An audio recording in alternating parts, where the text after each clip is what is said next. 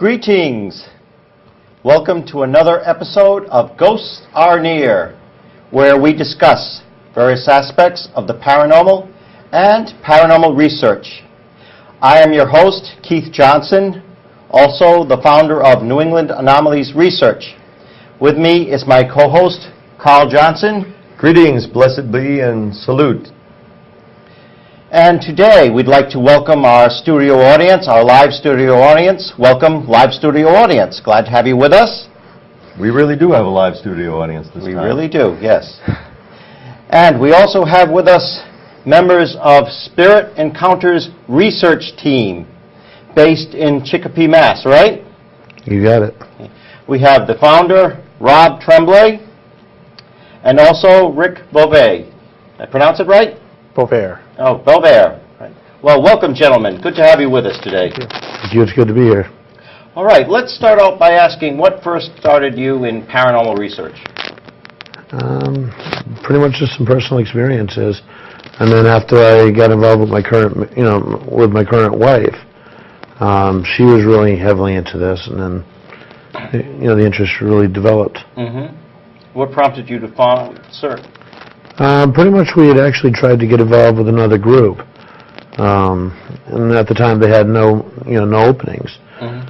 So the founder of that group suggested that we got our own group going, and she offered to help us out, and right.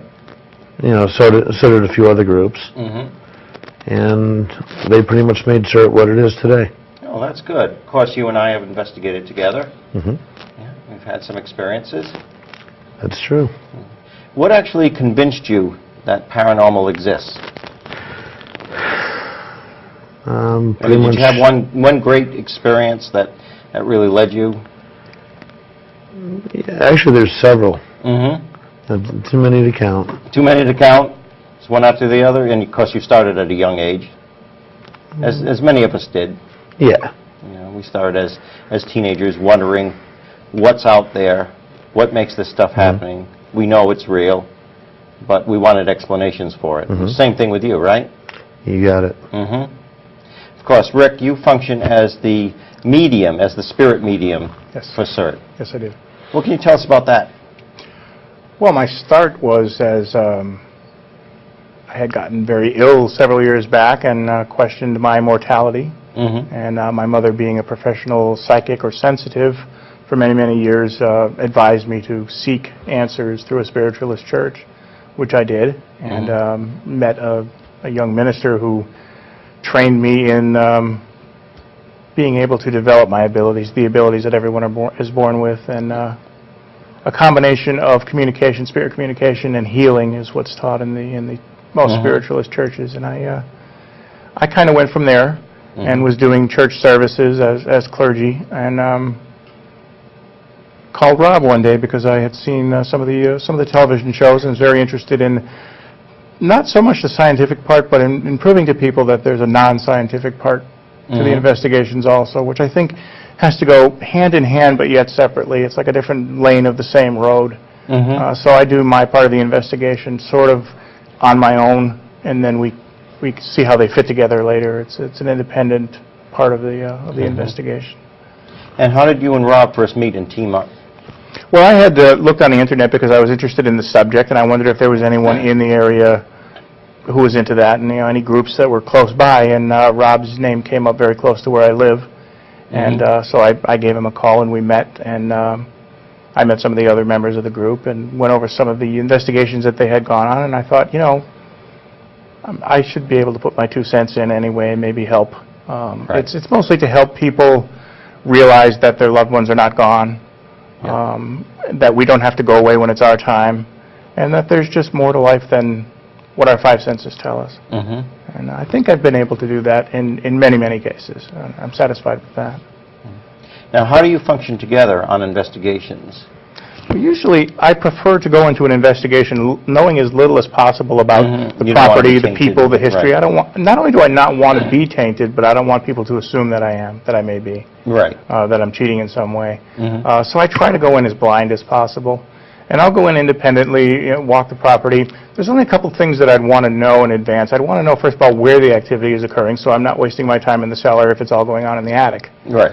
The other thing I'd want to know is the type of activity, so that if I walk into a room and something is thrown at me, I'll expect it. Right. I don't want to walk into a room and have something thrown at me without expecting it.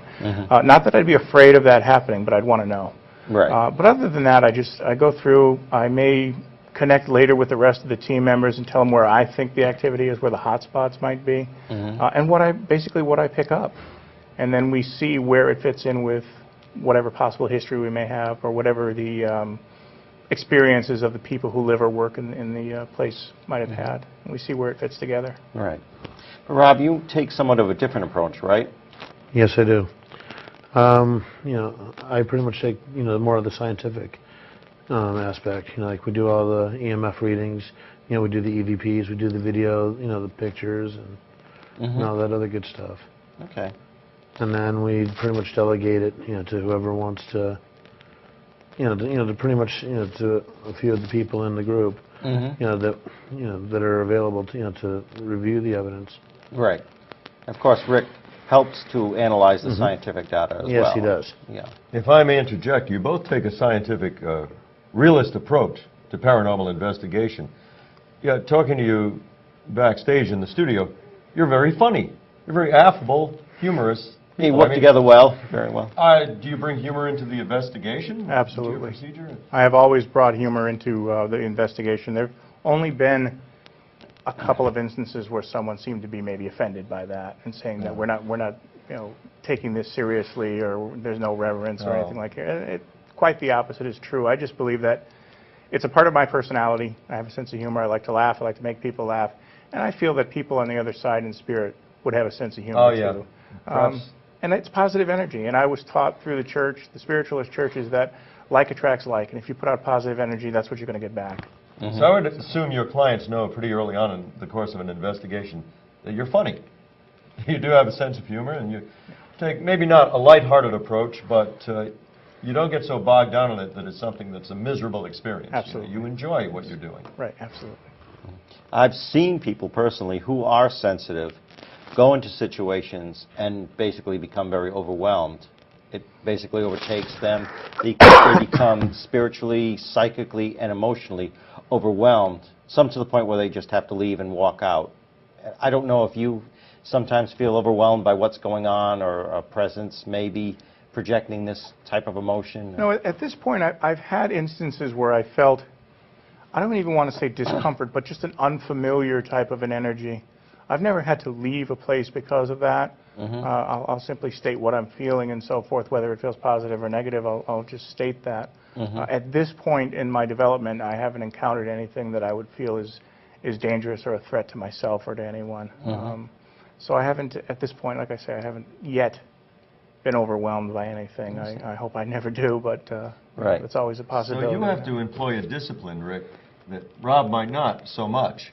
You have to, so to speak, filter out or screen out something that might be distracting or disturbing to you. Right. And remain objective, maintain a certain degree of objectivity. Right. Or do you have to do that too, Rob? Do you have to kind of screen out something that might be an overpowering influence if you feel some strong negativity or some strong presence, personality, if you will, in an investigation? Or do you just go in and you're scientific from start to finish? I try to be as scientific as possible from start to finish. But do you put up any screens or defenses psychically, mentally? Yeah. We always do prayers and everything for protection. That's good. Ahead of every investigation. Especially being clergy, we do that naturally. Exactly. Now, take us through just a typical investigation, how you would start out. I mean, do you two separate into like different rooms and you do your thing and you stay with the equipment? If there is such thing as a typical investigation, right, but the general parameters. Pretty much, we might do a walkthrough, like my wife and I, and then we'll come back out, and at that point, he'll go in on his own, after finding out, what he said he wants to know. And then he'll do his, part of it. Yeah, right. Okay. What's your take on EVPs? I know you've worked extensively with electronic voice phenomena. I know you both have together, so I'd like to get your opinion on that generally. Well, in my opinion, I don't know any of the scientific part of how recordings are made or so on. I can just go by what I hear. A lot of EVPs I've heard, yeah, they could be saying something, but they could be saying something else if you listen to it just right. Many of them are It's very garbled, and subjective, it is very extremely ambiguous, subjective. There are other non-paranormal explanations for a lot of things and a lot of EVPs, but I have heard some that I would consider evidence of paranormal activity, absolutely evidence. But others that raise a question. Yeah. You know, there's just certain things that send up a red flag. You know, Right. We if can't there's always static in the background, then chances are it's a radio, exactly. broadcast. And you need to avoid wishful thinking, like some Exactly, people read Some read a things are voice too into good, what's not really a voice, or maybe some other kind of reception. Right. Right. It's always a temptation to do that with evidence of the paranormal. We always say if it's that difficult to really understand and analyze, you know, is it really worth it? Is it saying something so significant if you just don't know what it's saying? Right. So, how about cemetery investigations? I know you've done some here and there, and you've gotten some results locally in your area. We've had, several EVPs, lots of orb pictures, which aren't really that impressive. Right. Like Rick says, unless they actually spell out your name, they're not really worth looking at. We've had a few, apparitions that we've got pictures of. And I know you guys feel the same way as we do as far as cemeteries go, the incredible amount of vandalism that goes on, especially if a cemetery has any sort of reputation for being haunted. And we kind of agree that, well, with Spooky South Coast and a lot of other groups, we're kind of teaming up, and we really want to kind of get the stigma out of that and really try to clean up some of these cemeteries that have been vandalized and try to do more good than harm, actually. I've noticed there are a lot more cemeteries that have been abandoned than actually vandalized. Right, That's right. just as sad. That's true. It's just as disrespectful. I mean, there may not be anyone left to take care of those cemeteries, but someone should step in. There should be, I mean, anywhere where there are people, there should be some sort of a commission that should handle something like that. And it's very, very disrespectful to leave something. Well, Rick, didn't you, at a young age, work with cemetery caretaking? I did. I worked from the time I was about 12. I was a groundskeeper along with my father. I worked for 26 years. It was actually my grandfather's job before that, and it's still in the family. I have a cousin who took over when I left. So cemeteries are nothing to me. It's very, very comfortable there. I don't feel afraid of anything. I've actually dug a grave at night in the dark. Really? And I don't have legally, any I fear. hope. Legally, yes, yes. Only one person went in there, Yeah. but I have no real fear. I think anything that is there is mostly residual. I did explain when we were out in one of the cemeteries that's out in the middle of nowhere, basically, that there may be sentient energy there because these are local people and they may still be in the area. And if somebody's in that cemetery, it's a possibility they may say, hey, somebody's over there, let's go see what they're doing. So you may get activity that's due to that rather than just activity that's left over because of high emotion. There's high emotion in a cemetery, and the ground remembers it, the rocks, the stones. Yes, just to clarify, by residual you mean a replay, something that's not sentient, not cognizant, not responsive. Right, just an energy that's left over, a footprint that's been left, yes. And people can observe that occasionally. Yeah, occasionally you do get some results with recordings and photos and even personal experience and feelings, just that there's something there that isn't there when you step outside the cemetery. Now, do you, as a medium or channeler or receptor, do you have any difficulty remaining objective? I mean, you're dealing with impressions and emotional impressions sometimes. Is it hard for you to detach yourself in that scientific way? I mean, it's mostly a subjective experience, I would think. It is, but I've managed to train myself, and I have to give the National Spiritualist Association of Churches credit for their training processes, and they have trained us very well to get ourselves out of the way and not be in our own way, and just to say what we feel rather than what we think. So that's that's the way that they approach it, and I think that's a very valid way of approaching it. Mm-hmm. Very good. Good. Now we have my second co-host, Sandra Johnson, who is the co-founder of New England Anomalies Research. She is joining us now. I just never know when I'm going to appear. Right. Well, we're glad to have you, Sandra. Of course, you both know Sandra as well. Good to see you guys. Good to see you. Good to see you, too. Been anticipating this interview for a while, trying to get you guys here. Yeah. We're glad to have you. Glad you made it. Glad to It's be good here. to finally be here. Right. So, Excellent. now, if you will, give me an example of an investigation you've been on where you're doing the scientific data, Mhm. and Rick, through his sensitivity, has been able to really assist, and he's been right on. He's clarifying. Coupling. Exactly. An instance of coupling. Exactly. Good definition. How about I'm trying to remember. how about the Colonial House Inn on Cape Cod? I did an independent study there while you guys were elsewhere.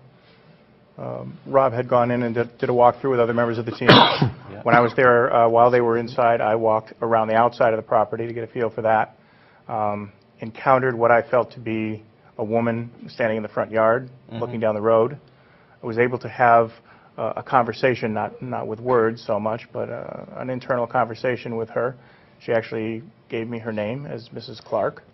It was very, very interesting. I encountered a man who was a physician, a lady who was out in the yard where it was now grass, had at one time been a garden. She was tending the garden, and this physician man was watching over her.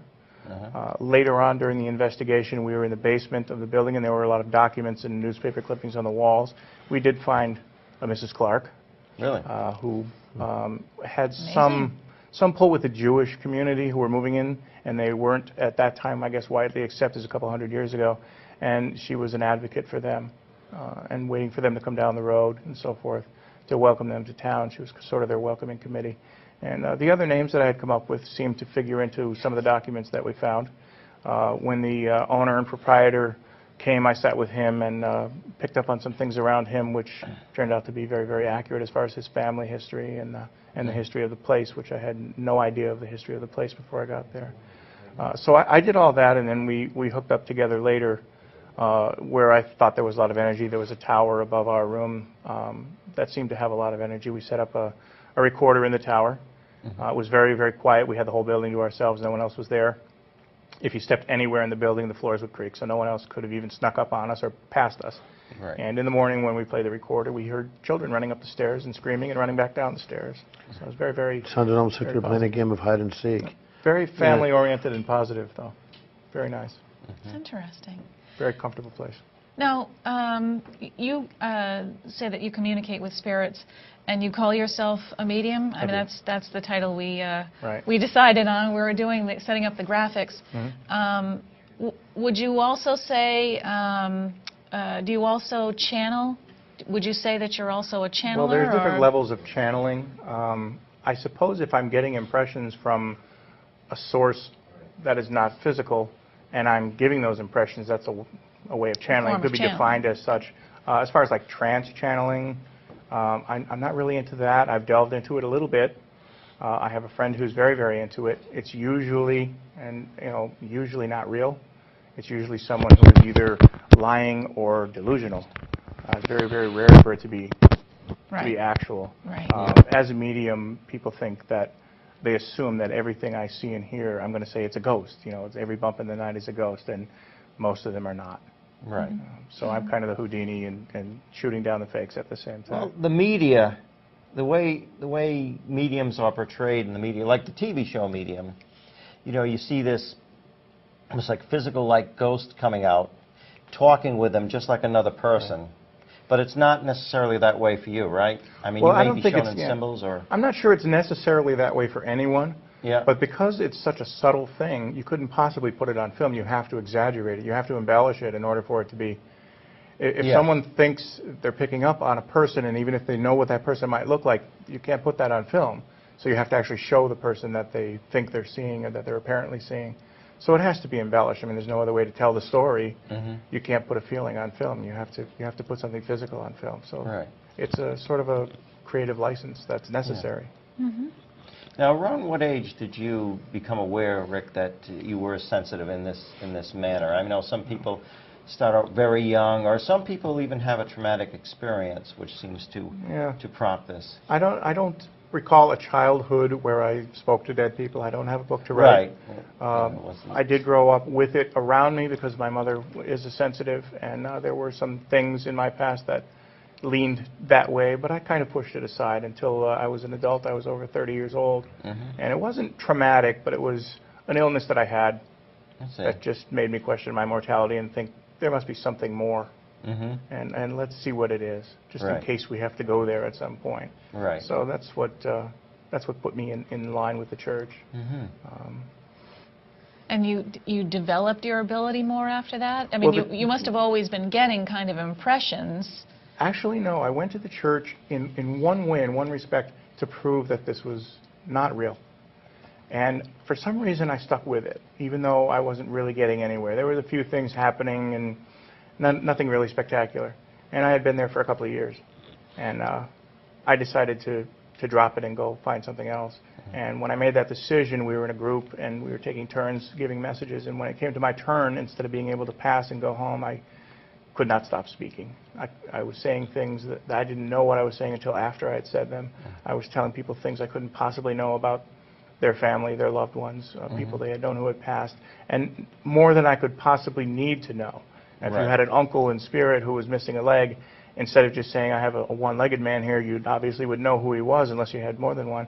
But I was saying he's missing a leg, and he drove a blue car, and he lived in a brown house, and you know, this was his phone number. And so someone, I think, on the other side was saying, you're not going anywhere. This isn't fake. This is the real thing. Really? So it was kind of a spiritual slap in the head. Very interesting. Very interesting. And believe it or not, we're almost out of time already. But I want to mention that you do have a paranormal conference coming up. Yes, we do. Yep. I guess tentatively in September? Yes. Yeah. As of now, what are the dates of that? September 22nd and 23rd. At the Colonial House Inn in... Which you mentioned, in Yarmouthport, Cape Cod. What better place than a haunted inn, right? You got it. Right? And of course, I'll be speaking there as well. I'll be one of the speakers. Patrick Burns.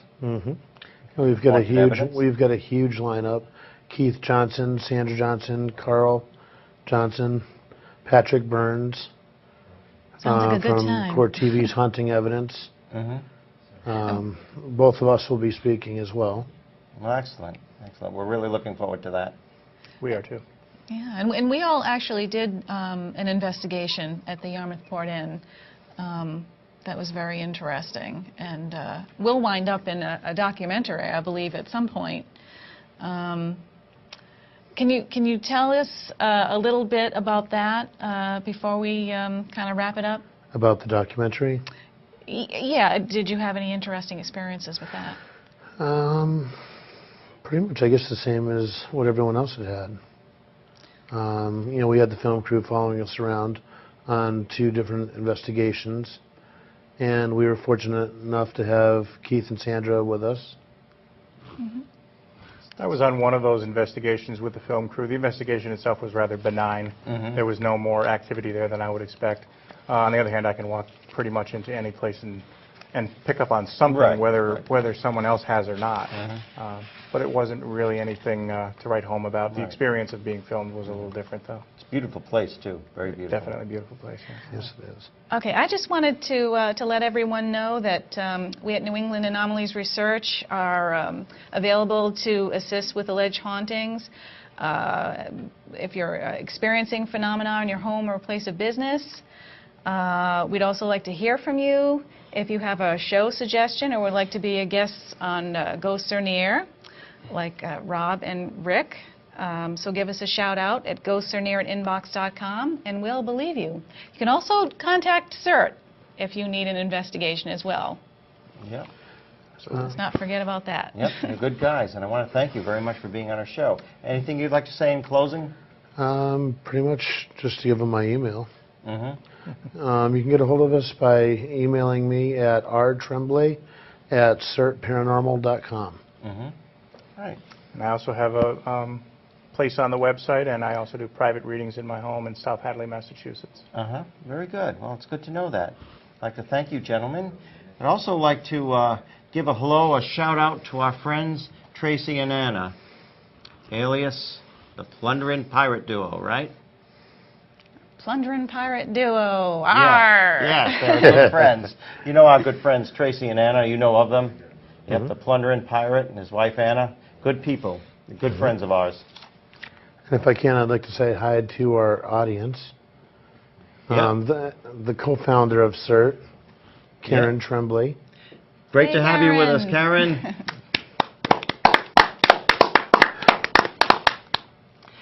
All right, people. Well, it's been great having you. I hope you will come back again and join us very soon. Thank you for having us. All right. you. Okay. You take care.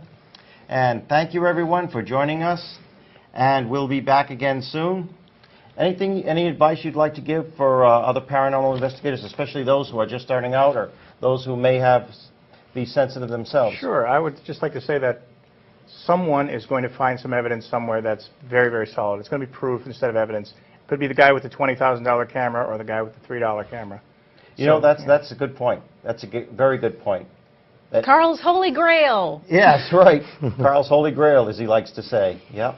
Because it's a good point that you don't necessarily need to right away go out and buy all this expensive The equipment. conditions, not the equipment, right? Right, exactly. The conditions and the people, not just the equipment. People are the It's like when we conditions. started out, all we had was it was just a regular, $10 camera. Yep, same with us. Same with us all. Yep. All right, well, We thank still you. have a few of them. Yes, that's true. We still have a few in our closet. Still usable, too. All right. Well, thank you for joining us. That's been our show. We look forward to seeing you next time. Goodbye, friends.